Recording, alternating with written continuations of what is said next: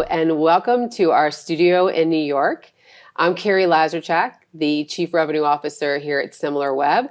I hope everyone's had a great morning so far. We're really excited to have an opportunity to spend about 20 to 30 minutes with you in this segment. I'm joined today by two amazing professionals here.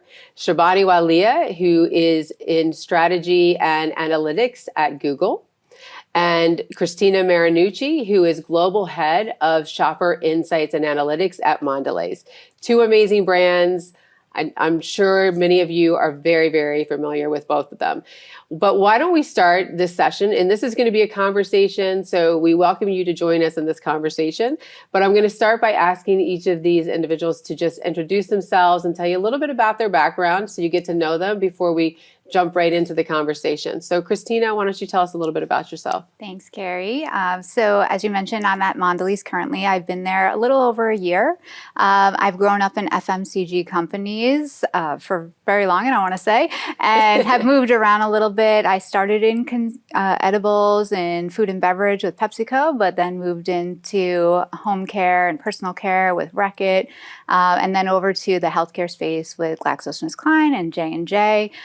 Always kind of in the marketing sales space, but rooted in insights and analytics. And currently I'm leading global shopper insights and analytics at Mondelēz. So really about driving new capabilities globally, working with the local markets to really activate those strategies, both in store and online, really understanding that path to purchase and how to optimize it and drive conversion at the end of the day. Excellent. And I know we have a lot of CPG clients that are joining us here today, so I think they're going to be really interested to hear a little bit about your journey and your experiences, and we'll try to relate a lot of that back to what many of you in the audience heard this morning. Shibani, tell us a little bit about yourself and a little bit about what you do at Google. Of course. I'm excited to be here today. So I am a strategy and insights manager at Google working on the apps business.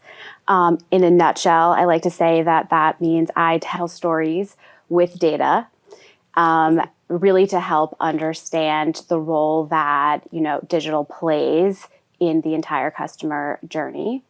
Prior to Google, I actually oversaw research and insights at TripAdvisor. Amazing. And prior to that, I was at Condé Nast working on their video research business for a few years. And prior to that, I was at Turner Broadcasting. So quite a few years of experience in the digital research and insights space. Excellent. Well, you guys definitely bring a platform of knowledge and experience, which I think will make this session really interesting for our audience. The one benefit of digital transformation is now you have this ability to view the whole market, right? Not just what's going on in your business and what's happening in your business, but I know you guys day to day are looking at all the consumer trends, following customer journey.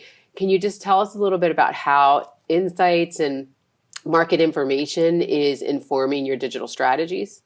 Sure. Yeah. So we look at insights every day. I mean, it's a core part of what we do. And we really want to understand what the trends are telling us, where things are going, not just today, but tomorrow and the future. So we have to look outside our own purview to do that, right? If we only look at our brand's performance and the retailers we work with and our categories, it's going to be, a limited view of what's to come and some of the best practices out there. So especially in this global role, we look at more developed markets, right, to help inform the emerging markets or even accelerating markets, like depending on what phase they're in, to learn from those other markets. So we also, I remember at J&J, we looked globally, leveraging Similarweb to understand some of the trends coming in just globally, because many of the beauty and personal care trends would come from the Asian markets. Right. And that would help inform what our strategy was in North America. So just looking at, those different keywords shoppers are typing in, or what are the websites they're visiting. We benchmark ourselves to our peers that are best in class in terms of our own DTCs, our own branded sites. But we don't know what good looks like until we have that category view and that competitive view, and even adjacent categories to really learn from. Because CPG is, early in its digital experience. So sometimes we look even broader. We look at electronics or personal care, outside of the beauty category. Space. Exactly, because I think there's a lot to learn there. So we can really understand what good engagement looks like, or what are those different pages in a site that people are most likely landing on and spending the most time on. It helps us to develop some of that content strategy and also to rethink like across the journey about where we should be investing and really following that click path so that we can be where our shoppers are. Not necessarily just assuming they're going to come to us, but how do we go to them and how do we best show up and tell that story? Is it easier today to be able to gain some of those insights in the digital world than it was offline? Like, could you even get to the data offline? Well, in the digital world, I think there's just so much data out there that it's kind of, analysis paralysis where we don't even know where to start. So it's really good to start with that business question, right? What's the opportunity? What are we looking at? And then kind of filter down from there. But yeah, I mean, years ago, there wasn't as much data. I think the data keeps adding exponentially, especially in digital every year. But also how we interpret and leverage that data is getting better and better, evolving. Right? Yeah, no, that's good feedback. And Shibani, I know most people look at Google and they say, why do you need any other data than Google data? Why would you need to look outside of your own ecosystem? I mean, how are you leveraging all this insight that's going on in the market? And what's one of the primary use cases that you guys use that type of data for at Google? Yeah, I would say it's to look at the full customer journey, right? So more data across more touch points means better data made decisions, right? And so it's important, I think, to look not only, like not in a silo, you have to look at the full picture, how somebody is interacting with your brand on all of the platforms as well as in store. And then you really get to know your customer. So I actually like to think of it like a car. So, by the way, I just bought a new car. I love my new car. It's a good experience. I bought online and just went and picked it up, which was amazing. That's perfect. It's also wild to think about, right? A few years ago, you would spend hours at the DMV, or sorry, the car dealership. No, I had trauma from the DMV. It's true. I used to think I dread buying a car because it was like I'm going to be 3 hours sitting there buying a car. Went online, bought a car. Barely knew what color it was. Went in 20 minutes later, walked out. It was great. It was a great experience. Yes, I love it. It makes it a lot easier. Yeah. So speaking of cars, right? So imagine we're all on this like highway and we are all trying to move forward. We're trying to innovate, right? Eventually the cars start to like slow down. If you get out and you only fix one tire, you still have 3 other tires, and that's going to slow it down, right? If the car next to you is taking that full funnel approach and they're looking at every touch point, they're going to get further ahead much faster as a result. And so the same thing applies. If you are looking at the full customer journey, there is a lot of benefit to like innovating and understanding what the gaps are and whatnot. And one other thing that I think is really important to point out is that no two journeys are alike, right? Everybody it's the beauty of the world, different races, different demographics, all of that. And so I think it's really important to understand that it's not a one-size-fits-all approach. If you even think of everyone who's listening in, your family and friends as a microcosm of the use case of, I would say, research to conversion, and then you try and multiply that by the US population, it is very different and very difficult. I can't think of the mathematics here, but it sounds like a big number. It's very challenging. So you really do need to hone in on data across the whole entire ecosystem. No, that's great, yeah. I just wanted to add something because you touched on a really good point about understanding the whole ecosystem, because I think with us, we have a lot of data through Google, obviously in our own websites to be able to look at the shopper.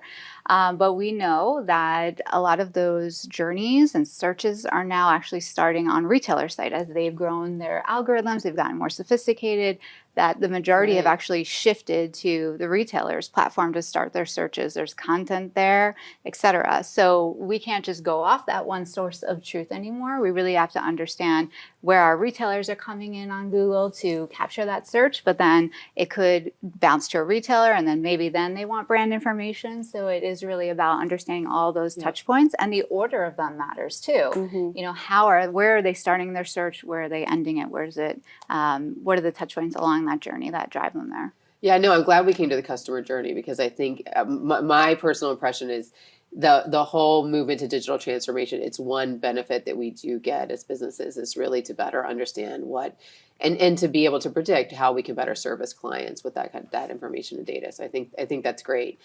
Obviously, this is a Similarweb event. We have it right here on our books, so I can attest to it. I would love for you guys to just share with the audience here today a little bit about as customers, how you use Similarweb specifically, and some of the things we just talked about, how you're using it in building strategies, what types of analytics or insights you're trying to draw from the solution, how you use it in any of the roles you're in today or that you've had in the past. So maybe Shibani, you can actually start. Yeah, I could spend hours in Similarweb getting lost in the data, pulling out insights. But if I had to boil it down, I would say to 3 themes or things. The first would be real time, or as close as you can get to real time insights, traffic, trends, all of those engagement metrics. Yep. So for seasonal events, back to school is coming up, back to school shopping. And so looking at the history there of what were the themes that we were seeing, right, when were people starting to look and shop, and then how does that differentiate really year to year? So what does it look like right now, and start to pull out those types of insights to help the larger industry. The other I would say is the demographics. I love that. So right now, trying to understand, what brands are really tapping into Gen Z, who's not. That's a great opportunity for others. And then the last I would say is this. I feel like it's a hidden gem. I don't actually know, but it's, you can give away all the secrets. It's all good. Yeah. Do I want to? It's the audience interest report, and so that's where you can see, what people really enjoy outside of the content you have. So parallel interests and cross-visitation. And I think those are really important when you're talking about innovation, because some brands like super apps is becoming a big thing. What market do you want to enter? You can use the audience interest report for that. So I love it. Those are great tips. The first one that you talked about, the real-time insights, I think we always forget time is king, right? Mm-hmm. Time matters in so many different things. So that real-time, fast access to really see, and it's amazing to me how much consumer behavior and trends can change on a dime. Mm-hmm. One thing comes out, one news, one company buys another. It's amazing how quickly the trends really do change. So that I think that real-time data is very valuable. Cristina, tell us a little bit about how you've been using Similarweb. Yeah, I feel like I'm a Similarweb veteran at this point because I started using it years ago at J&J, and now have started using it with Mondelēz as well. But we use it probably for 3 things as well. So benchmarking, we want to understand what does good look like and how are we performing against that. I love the category averages in there. I mean, that's super helpful to have those kind of benchmarks, norms, and then also across our peer set. But like I said, we have to look outside that because in other industries, where they're more advanced in the space. We look at it to understand what our retail partners are doing. So when we come to them with recommendations and ideas, that it's aligned with their strategy. And if they're not telling us their strategy directly, we can pull it out and infer it from what we're seeing in the data. I think trends is another big area for us because we are innovating, we're building products, we have to stay ahead of that so we can really understand where those trends start. And a lot of those trends start in how people are searching. What are the keywords they're using, what are the websites they're visiting, the publishers, what is the content they're engaging with? And that happens before necessarily there's the product maturity that would tell us that, right? If we were just looking at product performance.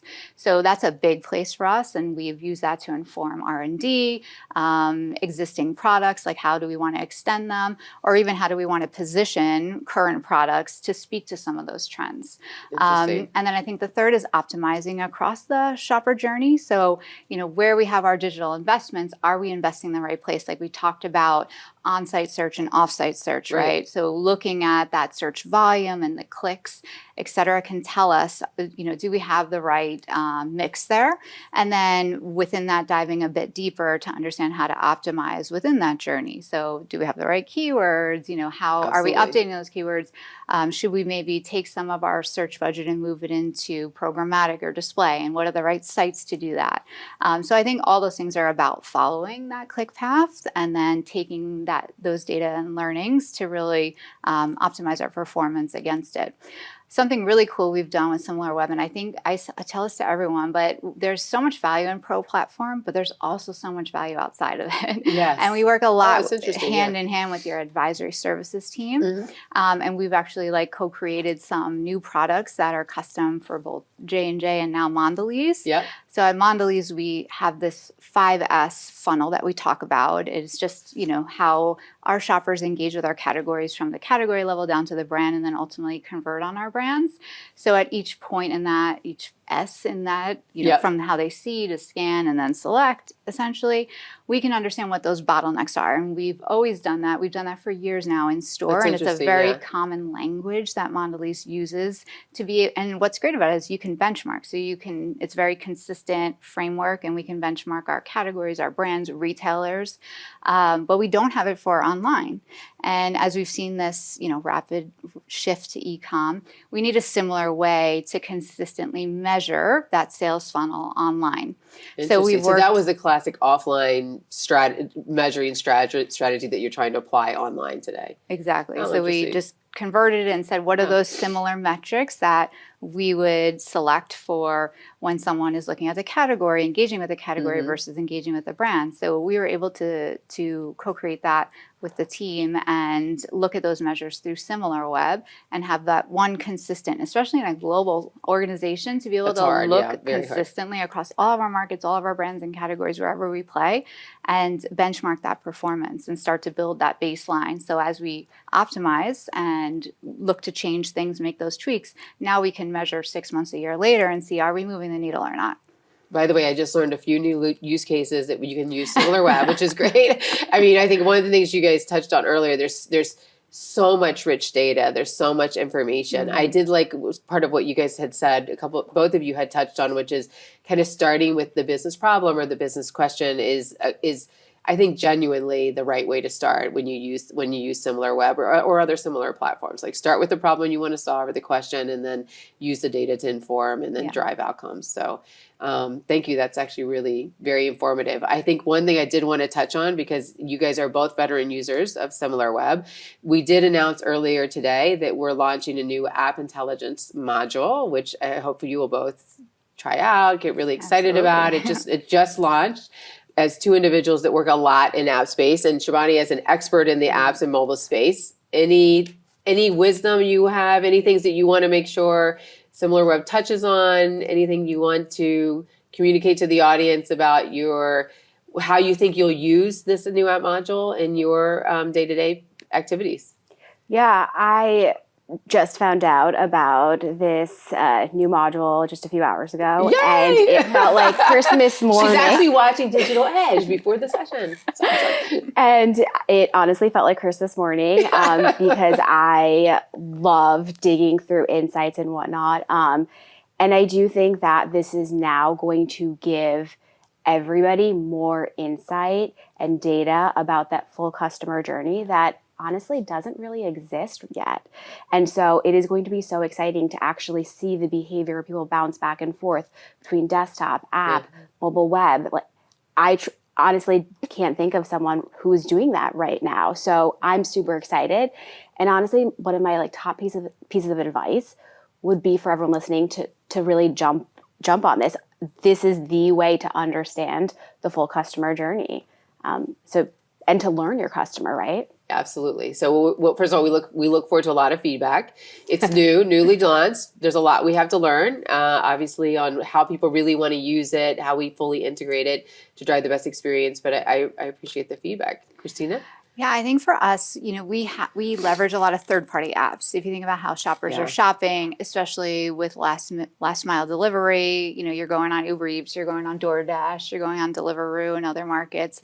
So we have no visibility to that or how our categories or brands are performing there, and what are the touch points on an app that our shoppers are engaging with. So that's amazing. Oh, absolutely. I honestly hadn't really thought about that, but that I can see where that's a whole new channel of insight for you. Yeah, a big one that is really accelerating. And then for our first-party apps, I think a lot of CPG brands have developed in that space, right or wrongly, because it's a shiny object, but we haven't necessarily cracked the nut and gotten it right. Yep. So I also think this could be great insights to tell us what to do, but also what not to do and what may not be working, where it might not be serving that shopper or consumer need, and they may not be engaging in the right way. So how do we really learn from others in the space who are doing it right, and then get some inspiration from them to tweak what we're doing? It's funny because earlier we were talking a little bit about how digital is not just about the transaction, but it's about the experiences that you can deliver. You were talking talking a little bit about some of the gamification you've done in your current application. So I can imagine your ability to now see and really understand like what people do on gaming apps, which is really an apps driven area in a big way, and be able to leverage some of that knowledge and understanding to continue to grow your experiences. So it's interesting. It's good feedback. I really appreciate it. So we're winding down the session. There's a lot of experience in this table. I think the last question that I would love to just get some feedback from you on is any advice that you have for the audience that's listening today. Now, this could be something you tried and failed and you just want to pass it forward so somebody else doesn't do it. This could be something that you just recently learned about Similarweb or about other tools and technology. Just any kind of advice that you want to give to the audience or leave them with at the end of our session today. Shibani, you want to go first? Yeah, I would say two things. One, and I started to hint at this before, learn your customer, lean in, invest, develop a measurement strategy, leverage, partners like Similarweb to really understand all the ins and outs of your consumer, at all of the touch points, because that is the only way to keep them. Otherwise, right, like we live in a world where there are millions of apps, there's millions of brands. And so it's actually wild. We make 35,000 decisions a day. So this is one where if you understand your customer, we being us as human beings. Yes. Oh, wow. Yeah. Okay, yeah. Wow. It's a lot. Man, my brain is working really fast. Making lots of decisions right now. Yeah, exactly. Let me think about it. But if you know your customer, you're making it that much easier for them and you're keeping them, retaining them, you're innovating for them, all of that. So I would say learn your customer by investing in data. And the second is embracing curiosity. Ooh, so, like I said, I can spend hours on the Similarweb platform. I love looking at data and insights. Use that to find the story that you want to tell and own it, love it. I truly think that embracing that when you find something that's like a gap, dig a little bit further. That's the best way to uncover something new. I love the curiosity statement because it's I think it's such an important competency in general in today's world. And like you guys have said multiple times in this session, we have so much data, and so much information. And what do you do with it? Well, be curious, ask questions, ask the why, dig into the details. And the accessibility to do it now is available to you. So those are actually two great recommendations. Cristina, what would you like to leave us with? Yeah, I think one is just get outside of your own four walls. We tend to look at our own performance, we report on it, we dashboard the heck out of it, but oftentimes we're not looking outside of our space. So I think, tools like Similarweb help you do that and really benchmark yourself, gain inspiration, borrow, steal with pride from others. It's okay if you're not the first in the space, you can maybe do it better or do it differently. Yep. So that's a great platform. And even looking outside your geographical purview as well to really see where things are headed or where they came from. And I think the other is about not being a one and done. So with a lot of this data, we go and we optimize, we make these changes, and then we're like, we're good now. Yeah, of course. We know the pace of digital is changing so quickly, and trends and consumer behaviors, et cetera, they're just moving so fast. So as soon as you catch up, if you pause there, you're actually behind again. Yes. Yeah. So just continuing to optimize and be agile and, have those checkpoints for yourself, whether that's in your content, your titling, your keywords, your website strategy, your SEO, all of it is important to touch it multiple times a year. And I think that's where we're getting to build those iterative processes and really leverage the data on more than just an annual basis or a look back period, but really how do we leverage it more in the moment? And we touched on that before too. Yeah, no, absolutely. Yeah. And then I think the last with you, be curious and really dig into the data and ask questions, interrogate it. So it's not just this is the trend that we're seeing, but why are we seeing that? Right. And where is that going? Yeah, I like you touched on that a little bit earlier today too. That the concept that part of the benefit is looking at what's happened in other markets. One thing that I love to see is the people that go out early, you can see where they do have success and fail, and you can learn from that. And I do think the cross industry knowledge and insights is highly, highly valuable, because you can really see where you could be if you did certain things or took certain actions. So first of all, thank you both so much for your time. Thank you. Just on the spirit of curiosity, I'm going to invite all of you on the event today to continue to be curious throughout the rest of the day. Thank you both so much for coming. I really enjoyed spending time with you, and I think you had some really great insights for the audience. For everybody, enjoy the rest of the event. Thank you so much. What a fierce battle on the pitch this quarter. Market share has been declining and we don't know why. Michelle's going to have to do something different to get Amazon sales growing again. Yep, her manager is looking extra worried.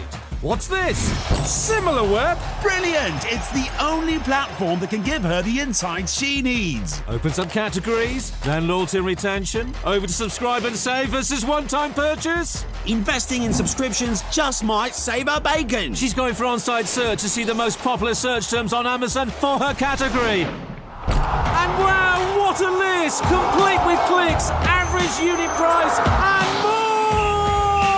She just brought home some winning ideas to grow Amazon sales. Magnificent move with Similarweb. It is the only digital intelligence platform that can give you the insights you need to win.